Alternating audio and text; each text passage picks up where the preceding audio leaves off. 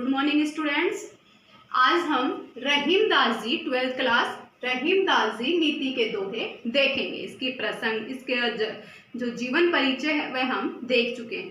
तो इससे पहले मैं आपको बता दूं, जीवन परिचय में हमने रहीमदास जी की मृत्यु 1627 देखी है, लेकिन आपकी जो बुक है उसमें रहीमदास जी का जो मृत्यु है वह 1626 दी गई है। तो यह 1627 ही सही है। इसके आधार पर ही आप इसे याद करें। इसके बाद में हम इसकी जीवन परिचय और पहले पद की व्याख्या, विशेष और प्रसंग कर चुके हैं। अब हम दूसरा पद देखेंगे। इसके कठिन शब्दार्थ मैंने नोट्स में डाल दिए हैं। अब इसकी व्याख्या देखिए। कदली सीप भुजंग मुख स्वाति एक गुण तीन, जैसी संगति बैठिए तेसो ही फल दीन।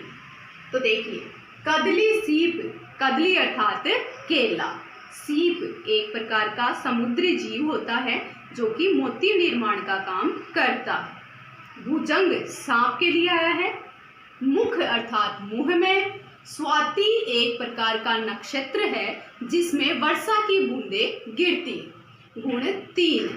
तो यहाँ देखिए, कदली अर्थात केला, सीप अर्थात एक जीव, भुजंग सांप, इन तीनों के मुख में जब स्वाति नक्षत्र की जो बूंद है वो गिरती है तो तीनों का ही अलग अलग प्रभाव होता है। तो देखिए, जैसी संगत बैठिए तेसो फल दीन, कहने का मतलब यह है रहीमदास जी के जो दोहे हैं हम पढ़ चुके हैं, वह शिक्षा पद है। तो वह यहाँ भी आपको कुछ शिक्षा ही देना चाहते हैं। वह यहाँ ये शिक्षा देना चाहते हैं कि आप जिस प्रकार की संगति में बैठेंगे आपको वैसा ही इसका प्रतिफल प्राप्त होगा। जिस प्रकार से केले के मुख में अगर स्वाति नक्षत्र की जब बूंद गिरती है तो कपूर का निर्माण होता है, सीप के मुख में जब गिरती है तो मोती बन जाती है, और जब भुजंग अर्थात सांप के मुख में गिरती है तो वही बूंद विष का रूप धारण कर लेती है। तो कहने का अर्थ यह है कि जैसी संगति में आप बैठेंगे वैसा ही प्रतिफल आपको प्राप्त होने वाला है।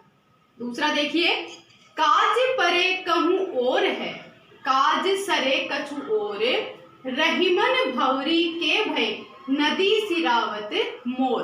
अब देखिए, इस दूसरे पद के माध्यम से भी रहीमदास जी शिक्षा देना चाहते हैं कि काज परे कछु और है, काज सरे कछु और। जहां आपकी आवश्यकता होती है, जहां आपकी आवश्यकता होती है वहां उसकी आवश्यकता की पूर्ति हो जाने के बाद में आपका जो मूल्य है, आपकी जो वैल्यू है वह खत्म हो जाती है। किस प्रकार से?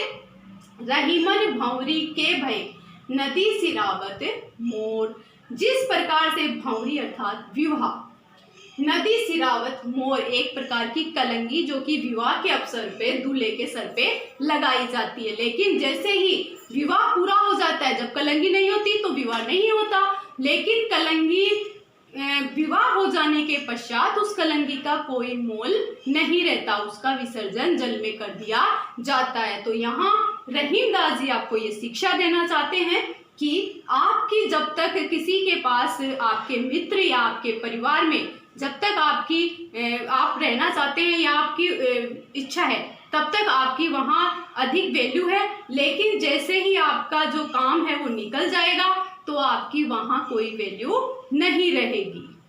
तो देखिए, इसमें दृष्टांत अलंकार का प्रयोग किया गया है। अगर यहाँ उदाहरण दिया गया है, लेकिन उदाहरण के साथ ही अगर यहाँ जैसे शब्दों का प्रयोग किया जाता तो यहाँ उदाहरण अलंकार होता।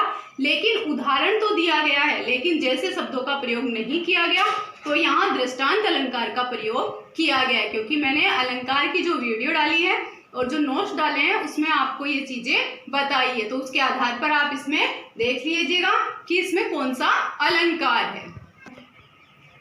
पद नंबर 3 देखिए, जो रहीमन उत्तम प्रकृति का करी सकत कुसंग, चंदन विष व्याप्त नहीं लपटे रहत भुजंग। तो देखिए, जो रहीम उत्तम प्रकृति का करी सकत कुसंग, कुसंग यानी बुरी संगति।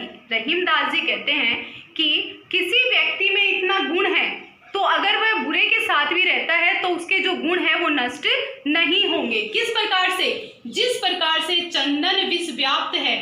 चंदन है वह मल्यगिरी पर्वत पर पाया जाने वाला एक पेड़ है जिसमें अत्यधिक खुशबू आती है, लेकिन उसके चारों तरफ जो सर्प है वो लगे हुए होते हैं और विष होता है। लेकिन चंदन है, विष धारण करने वाले जो सर्प हैं वह उसके लिपटे रहते हैं, लेकिन फिर भी चंदन है वो विषैला पेड़ नहीं होता, वह खुशबू ही देता है और अपने पास उगने वाले पेड़ पौधों को भी सुगंधित कर देता है। अर्थात जो गुणशाली जो व्यक्ति है, बुद्धिमान जो व्यक्ति है, वह क्या है? वह चंदन की भांति अपनी सुगंध, अपने गुणों को चारों तरफ बिखेरते हैं। जबकि अगर कुसंगति में रहकर भी, कुसंगति में जिस प्रकार से विष व्याप्त नहीं लपटे रहते, वहां पर चंदन के वृक्ष पर सर्प रहते हैं, लेकिन फिर भी चंदन है कुसंगति में रहते हुए भी उत्तम प्रकृति का होता है। उसी प्रकार से कुसंगति में रहते हुए कुछ व्यक्ति भी अपने गुणों का निखार कर लेते हैं।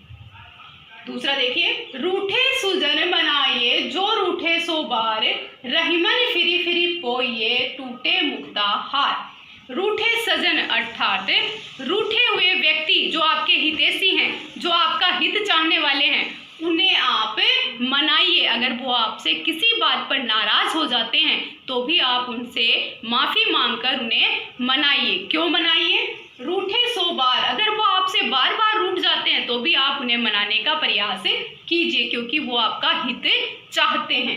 रहीमन फिरी फिरी, बार बार, रहीमदास जी कहते हैं बार बार।